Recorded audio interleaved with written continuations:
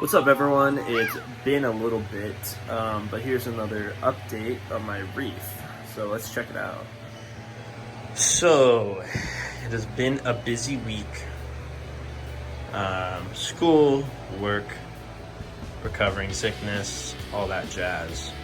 Update on the tank. Right, I got two diamond gobies to start filtering the sand and cleaning it up in here a bit because I didn't have the reef clean crew yet. Now I have some hermits in here and a couple snails, but not much. The cleaner shrimp, and then my fish. I went ahead and put this pulsating xenia in here as kind of like a test to see how this tank would do. See how this would do in this tank, sorry. My sump is working correctly. So I got the water siphoning down here, and I've done a lot of work in the sump this past week. I got this, it's called Fosban reactor, which I put this filter media in it. Aquatech, camera does not want to focus. Hold on. Aquatech activated carbon. So that goes inside of that, and it hangs on right here. So I just set this up today. So I have yet to see it take effect, but it's going to make my tank a lot clearer. And so down here, I hooked up this carbon refractor, and so that's pumping water from in the tank, from down here, up into this tube, in here, pushing the water through it, which pushes the carbon into the water, and then down, back into the tank. And then I have my protein skimmer running, and it's kind of bubbling over a lot. I think it's still getting broken in. And then I cut that aqua mesh that I showed in the previous video into a bunch of different pieces. And so here's some of it left over, but I had cut it up with a saw, and it's using it as a sump divider to divide the sump for my refugium. I had a refugium light, but I accidentally got it wet and started getting shocked, so don't do that. Just FYI. Except for the future. Oh, look at this guy. He's chilling. I still need to name this guy. There's two of them. There's one here, and there's one back there, if you see him. I got two. That way they can be buddies.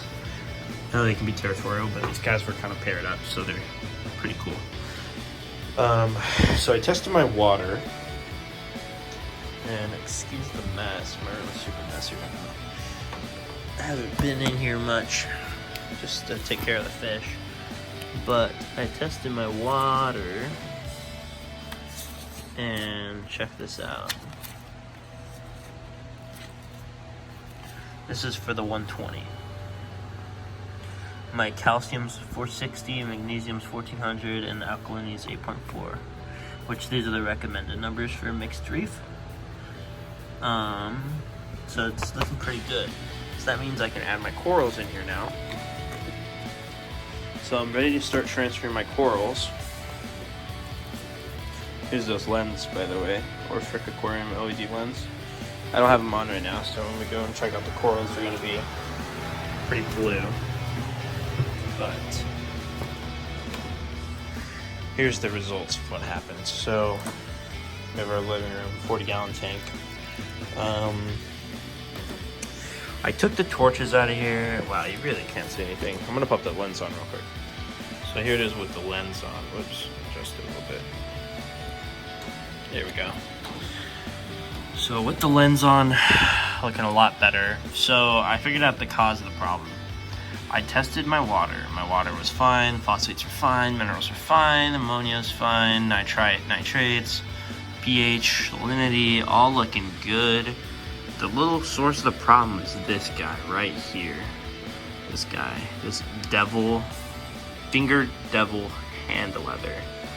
So I didn't realize how aggressive these guys were, because I've seen leathers in people's tanks and thought they were fine in their display tanks, and they're like, yeah, this is fine. And this guy happens to be very aggressive, and when he gets too close to other corals, he will spit poisonous chemicals onto them and cause them to die. So he looks helpless, looks harmless, but he's actually dangerous. And so the octospawn that I had right here melted overnight and died. My New York Knicks died. My Aussie Gold Torch died. And because I was scared, I moved my other torch corals out of here, away from that guy, because they were on the frag rack that was right above him. And so I moved them into my mom's tank, which I showed you on the previous video. But those ones, I'll show you the update on that in a minute. I want to transfer all these corals into that big tank today. So that's my plan. And I'll show you after I finish that. I was thinking about moving these rocks too. But here's the bubble corals. It's starting to look really good. I really like this mushroom right here. It looks pretty sick.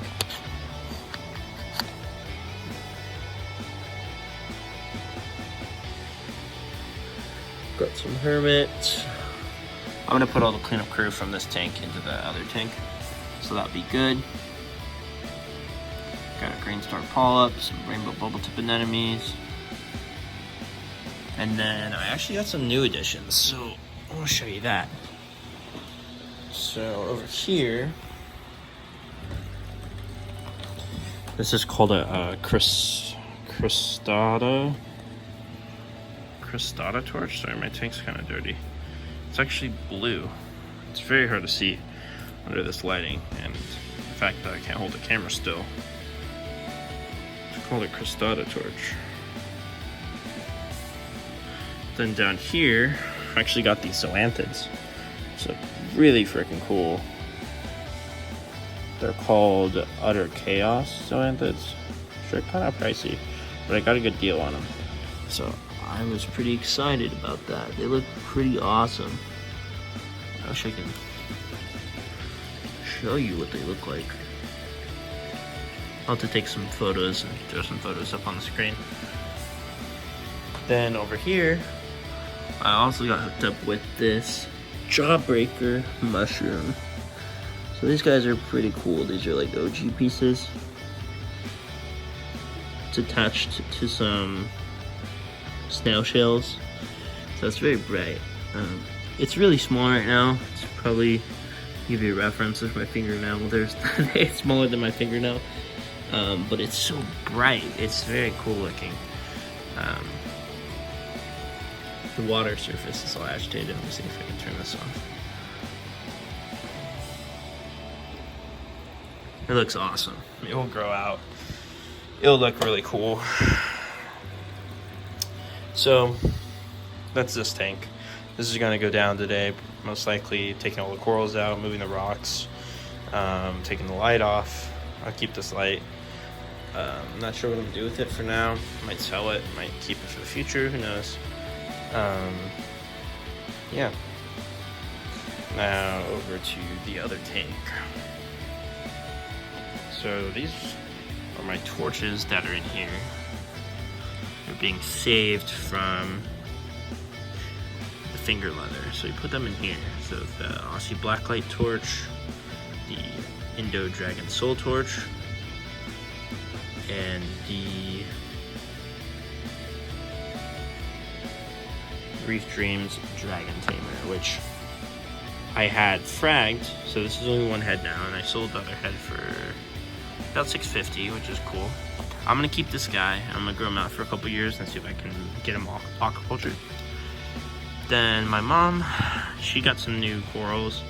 She has this like frog spawn. There's like wall frog spawn. It's not branching. It's pretty cool looking. She's got this kind of yellow octospawn here. Looks pretty awesome. Like green octospawn.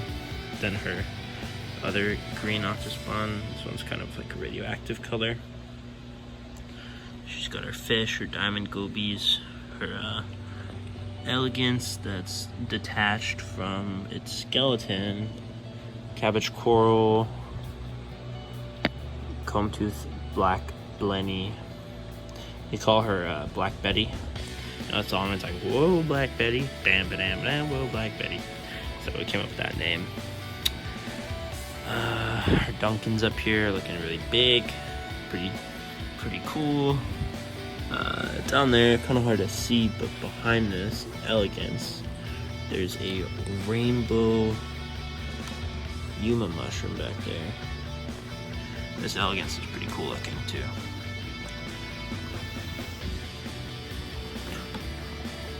And she actually has a yellow chorus wrast in here too.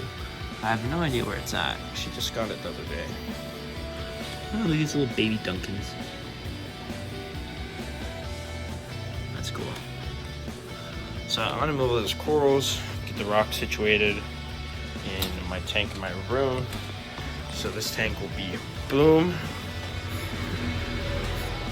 Hi everyone. I wanted to give you an update on the tank. I forgot to post after I got it all set up because I've been super busy. But here it is. I moved all the rocks, I moved the corals, and now we have everything in here. So we'll start over here and I'll show you. There's been quite a bit of updates. I got this jawbreaker mushroom, which I'm actually super happy about. It's super bright, even under these white lights.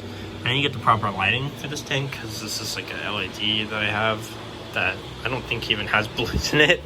Because this, even without the filter on, like, it looks mostly white.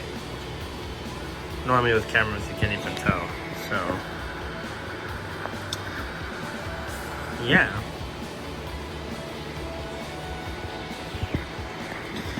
So jawbreaker mushroom, there's a forest fire bounce mushroom right there. Of course our green hairy mushroom. I don't know where it went, but we did have a rainbow bubble tip anemone right there. I have no idea where it moved.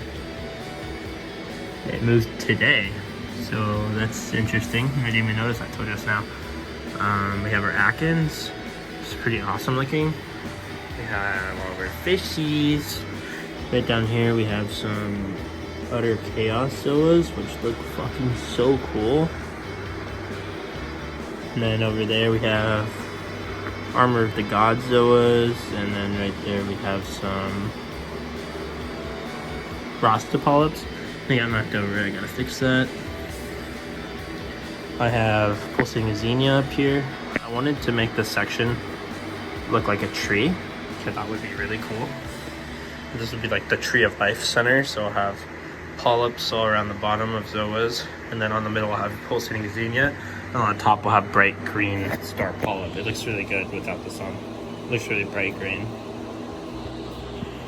which is awesome. Our Christmas wrast looks beautiful. I just took a shit. Nice. And then I added my single white whaling clownfish in here to join the others, and so far he's been kind of getting bullied. Not so much by those two, but by the dominant female. Likes to bully the shit out of them. We have a lepto up there, our skunk cleaner shrimp. Of course, we have our torches up here in the front. This is the Aussie Blacklight torch. That's the Dragon Soul torch, and then the Reef Dreams Dragon Tamer. And this one is a Cristata torch.